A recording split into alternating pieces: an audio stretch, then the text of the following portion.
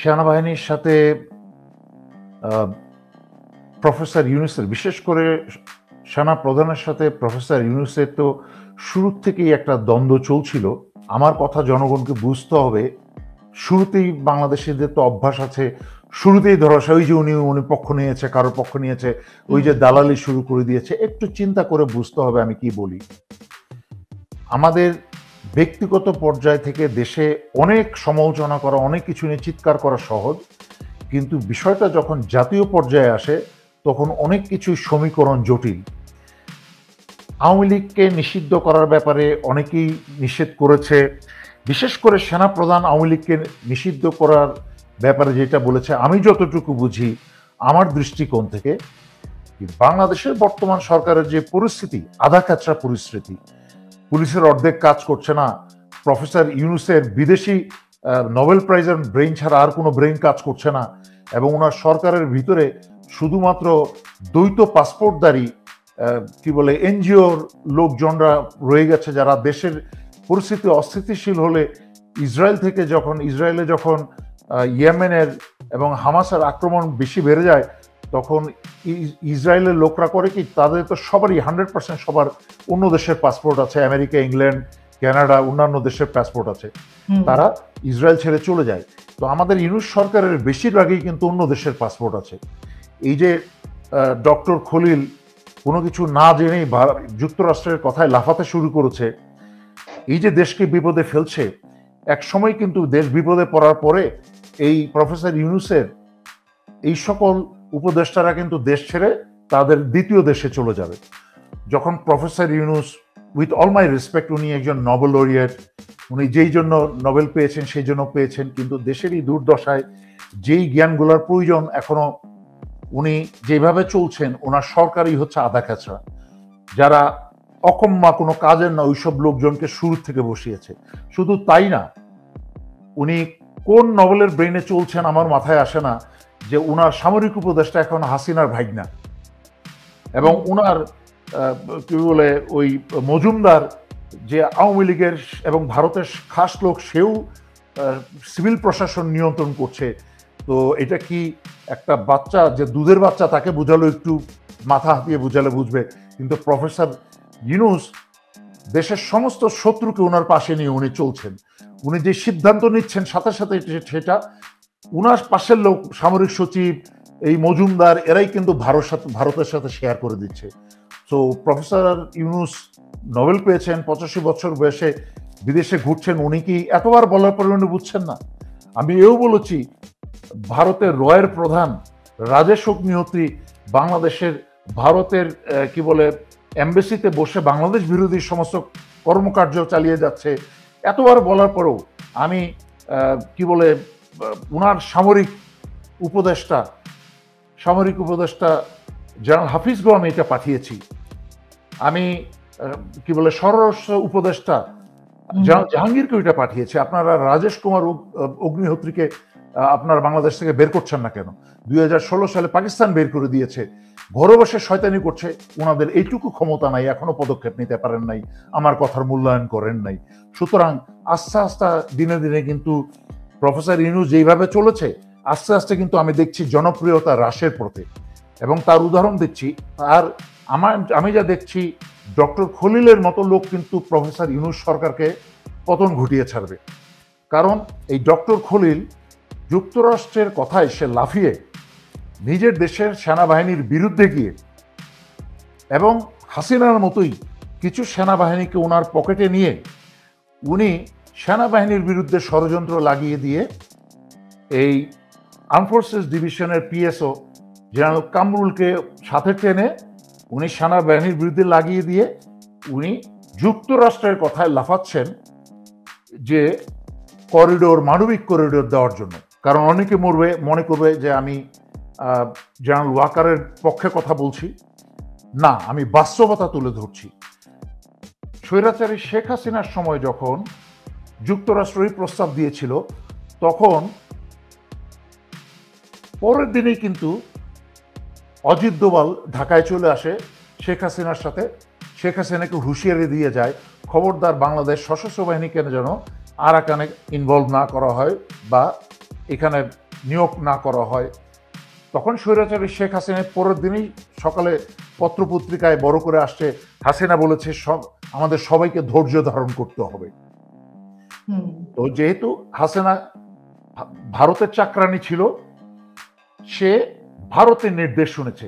বাংলাদেশের স্বার্থ এইটা সেটা বাংলাদেশকে ভালোবেসে বাংলাদেশের স্বার্থ রক্ষায় যে সেটা করেছে তা কিন্তু সে করে নাই।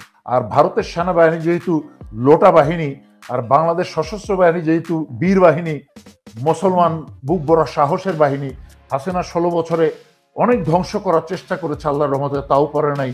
উপরের লেভেলে 10-5টাকে পচে গেছে, নষ্ট হয়ে গেছে। বাকি সশস্ত্র বাহিনী কিন্তু আলহামদুলিল্লাহ ঠিক আছে, দেশপ্রেমিক আছে, আল্লাহর প্রতি ভয় আছে। সুতরাং ভারত জানে যে বেলা শেষে বাংলাদেশ সশস্ত্র বাহিনী ওই কালাদান প্রজেক্ট খেয়ে দিবে, ভারতের হাত থেকে ছেড়ে নিবে। তো ভারত হাসিনাকে চাকরানিকে বলেছে ওখানে যেন হাত না দেয়। এখন আমি বর্তমান পরিস্থিতিতে আসি, ডক্টর খলিল কি করছে? ডক্টর খলিল তো তার সারা জীবন কাটিয়েছে পশ্চিমা জগতে, এবং পশ্চিমা আমার জানা মতে তার পশ্চিমা জগতের পাসপোর্টও আছে তার। যে আজকে একটা দলকে যদি নিষিদ্ধ করা হয়, এই দলের তো অনেক অনুসারী আছে, তারা তো দেশ ছেড়ে বাইরে চলে যাচ্ছে না।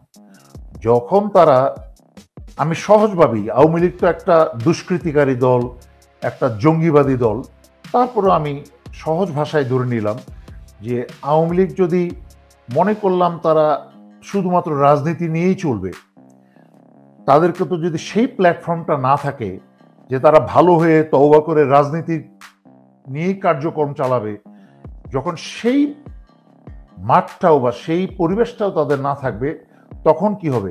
যে আওয়ামী লীগের যেই পরিমাণ অনুসারী আছে, আমি কোনো সংখ্যা বা অনুপাত বলছি না, তারা কিন্তু বিভিন্ন দেশের বিভিন্ন প্রকার অপরাধে জড়িয়ে পড়বে। কারণ কি? অলস মস্তিষ্ক হচ্ছে শয়তানের কারখানা। এবং আমি গত 5-6 বছর ধরে বলে আসছি এই কথা, আপনার অনুষ্ঠানেও বহুবার বলেছি, নিজের ব্যক্তিগত লাইভেও বলেছি যে স্বৈরাচারী শেখ হাসিনা ভারতে পালাবে, এবং পালানোর পরে যারা দেশ ছেড়ে পালাতে পারবে না তাদের অনেকেই জামাতের পাজামা পাঞ্জাবি পরে তারা বিএনপির রূপে তারা তাদের মাঝখানে মিশে যাবে, এবং তাই হয়েছে। এবং বাকি যারা আছে তারা বিভিন্ন সন্ত্রাসী কর্মকাণ্ডে জড়িত হবে। এবং এও বলেছি গত 5-6 বছর ধরে যে আওয়ামী লীগ যে পরিমাণ টাকা পয়সা এবং অস্ত্রশস্ত্র রেখে যাবে, তা দিয়ে কোনো সরকারকে পরবর্তীতে স্থিতিশীল হতে দিবে না।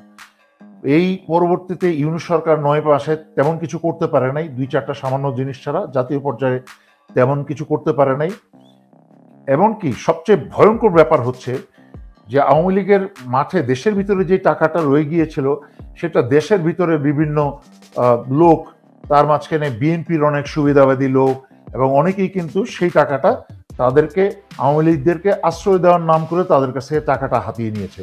কিন্তু একটা ভয়ঙ্কর বিষয় খেয়াল করে দেখেন, আওয়ামী লীগের রেখে যাওয়া হাজার হাজার অস্ত্র এখনো কিন্তু সমস্ত আওয়ামী লীগের লোকের কাছে রয়ে গেছে, হাতে না থাকলেও মাটির নিচে বিভিন্ন গোপন স্থানে রয়ে গেছে। আমি 5ই আগস্টের পরে এটা নিয়ে বেশ কয়েকবার লাইভ করেছিলাম। তখন কিন্তু সরকারের তরফ থেকে এবং সেনাবাহিনীর তরফ থেকে যৌথ বাহিনীর একটা আধা খাঁচড়া একটা পদক্ষেপ নেওয়া হয়েছিল অস্ত্র উদ্ধারের। আসলে সেটা কিন্তু তারপরে ওখানেই মারা যায়। দেশের পরিস্থিতি খুব খারাপ এই মুহূর্তে। দেশটা যখন ভারসাম্যহীন, তখন যদি তোমরা তোমাদের কষ্ট, তোমাদের দাবি দেওয়া সবকিছু ঠিক আছে, সবার না হলেও অনেকেরই ঠিক আছে, এবং সেটা প্রত্যেকটা ব্যক্তি পর্যায়ে ঘাটিয়ে দেখতে হবে। কিন্তু তোমরা যদি এই মুহূর্তে দেশের এই করুণ অবস্থায় তোমরা যদি বিক্ষোভ প্রদর্শন করো, তাহলে কিন্তু মানুষ তোমাদেরকে ভুল বুঝবে এবং তোমাদেরকে কিন্তু খারাপ অর্থে দেখবে তোমাদের এই বিষয়গুলো। তাই আমি তোমাদেরকে বলবো, তোমরা ধৈর্য ধারণ করো, এই মুহূর্তে তোমরা চুপ থাকো। ইনশাল্লাহ পরবর্তীতে সময় আসলে আমি নিজে দরকার হলে অথরিটির সাথে কথা বলবো এবং এই বিষয়ে পদক্ষেপ নেওয়া হবে। তো সুতরাং আমি মনে হয় সেনাবাহিনী এই ব্যাপারে যা করেছে সঠিক কাজ করেছে, কারণ দেশে জাতীয় পর্যায়ে, জাতীয় নিরাপত্তার পর্যায়ে অনেক বড় কিছু ঘটনা চলছে। যে সেনাবাহিনী কখনোই ক্ষমতা নেওয়ার সেনাবাহিনীর ইচ্ছা ছিল না, এখনো নাই। এটা হচ্ছে প্রথম কথা। অন্যান্য যারা অনেকেই সবকিছু ব্রেকিং নিউজ করে সেনাবাহিনী ক্ষমতা নিয়ে যাচ্ছে, জনপ্রিয়তা বাড়ানোর জন্য অনেক কিছু বলেন, আমি সেই ধরনের কোনো দায়িত্ব জ্ঞানহীন কোনো কথা বলতে চাই না। তবে কথাটা এত যতটা সহজ করে বললাম, বিষয়টা ততটুকু সহজ না। এর পিছনে কিছু ব্যাখ্যা দিতে হবে, পারিপার্শ্বিক বর্তমান অবস্থাকে টেনে নিয়ে আসতে হবে। তখনই শুধুমাত্র জনগণ বুঝতে পারবে আসলে সেনাবাহিনী ক্ষমতা নিয়ে নেওয়ার প্রশ্নটা কেন আসছে। ভিডিও শুরু করার আগে প্রায় আধা ঘন্টা আগে আমার কাছে অবসরপ্রাপ্ত সৈনিকদের, সেনাবাহিনীর সৈনিকদের তরফ থেকে একজন আমাকে জানতে চেয়েছে যে, স্যার আমাদেরকে তো আগেও দাবি দেওয়া করেছি, কোনো কিছু হয়নি, এখন আমরা বিক্ষোভ এবং শেষ দাবি দেওয়া পেশ করছি, আমাদের কি করা উচিত, আপনি যদি আমাদেরকে একটু গাইড করতেন। তার মানে কি হলো আমার কথাটার অর্থ? আওয়ামী লীগের যদি রাজনীতি বন্ধ করে দেওয়া হয়, নিষিদ্ধ করা হয়, তাহলে যে অলস মস্তিষ্কের বা এই যে আইডল ব্রেইনের যে ছেলে পেলেগুলা, সন্ত্রাসীগুলা, যারা গত 16 বছর সন্ত্রাসী করেছে, তারা আবার সন্ত্রাসী জগতে ফেরত যাবে 100% ভারতের স্বার্থের জন্য। আমি ভারতের স্বার্থ কি সেটাও আমি বেশ কয়েকবার ব্যাখ্যা করেছি।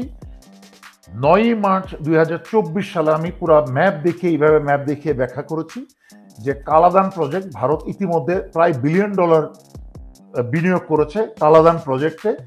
কলকাতা থেকে বে অফ বেঙ্গল হয়ে এই সিচুই বন্দর হয়ে, সিচুই বন্দরে তারা $500 মিলিয়ন ভারত ব্যয় করেছে এই মায়ানমারের সিচুই বন্দরে। এই সিচুই বন্দর হয়ে কালাদান নদী হয়ে মিজোরামে প্রবেশ করবে গাড়ি পথে। এটা হচ্ছে ভারতের পরিকল্পনা। সুতরাং এখানে যদি বাংলাদেশ আর্মি নিয়োজিত হয়ে যায়, তাহলে ভারতের দখল থেকে এটা হাতছাড়া হয়ে যাবে। ভারতের ভয় হচ্ছে এইটা।